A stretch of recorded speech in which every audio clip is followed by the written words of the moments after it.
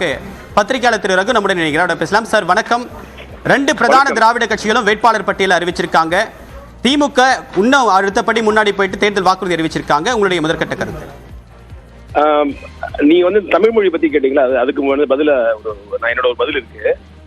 2 பேரும் திருக்குறள் தமிழ் மொழி எல்லாம் பத்தி பேசுவாங்க. ஆனா 2 பேருக்கும் பிடிக்காத குரல் என்னன்னா, இடிப்பாறை இல்ல ஏமரா மன்னன் கெடுப்பார் எல்லாரும் கெடும். அது ஆக்சுவலா எந்த ஆளும் கட்சிக்கும் அது பிடிக்காத குரல் தான் நினைக்கிறேன். அப்புறம் ஏடிஎம்கேல நான் கொஞ்சம் ப்ராமினன்ட் ஃபேஸஸ் இருப்பாங்கன்னு எதிர்பார்த்தேன். எம்எல்ஏவா இருக்கிற முன்னாள் அமைச்சர் கூட இறக்கி பார்க்கலாம் இல்லையா? இந்த தேர்தல் ரொம்ப ரொம்ப முக்கியமான தேர்தல். எல்லாமே புதுமுகங்களா இருக்காங்க. என்ன பொறுத்த வரைக்கும் இந்த தேர்தல் நீங்க நல்லா பெர்ஃபார்ம் பண்ணோம்னா, ஏற்கனவே அறிமுகமான சில முகங்கள் தேவைப்பட்டது. ஏன் கோவையில நீங்க வேலுமணி இறக்குறீங்களா? என்ன ஆக போகுது? ஆட்சியில இருக்க போறது இல்ல. எம்எல்ஏ வருது என்ன பண்ண போறாரு?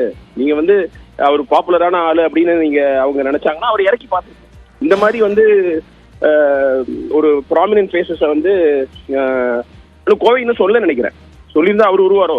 அந்த மாதிரி சில போல்டான டிசிஷன் எடுக்கணும் ஏடிஎம்கே.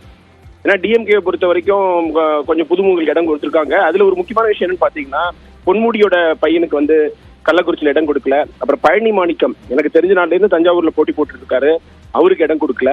அப்புறம் டாக்டர் செந்தில் தருமபுரி, அவருக்கும் வாய்ப்பு கொடுக்கல.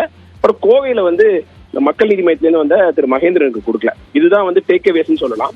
அப்புறம் கொஞ்சம் ஃப்ரெஷ் ஃபேஸஸ்க்கு புதுசா போட்டி போற இடங்கள்ல ஃப்ரெஷ் ஃபேஸஸ், அப்புறம் சில இடங்களை வேட்பாளரை மாத்திருக்காங்க. ஏன்னா ஆரணி, கோயம்புத்தூர்லாம் அவங்களுக்கு புதுசா கிடைச்ச இடம்.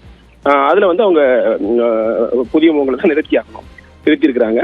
அப்புறம் KN நேருவோட பையனுக்கு உங்களுக்கு பெரம்பலூர்ல இடம் கொடுத்துருக்காங்க.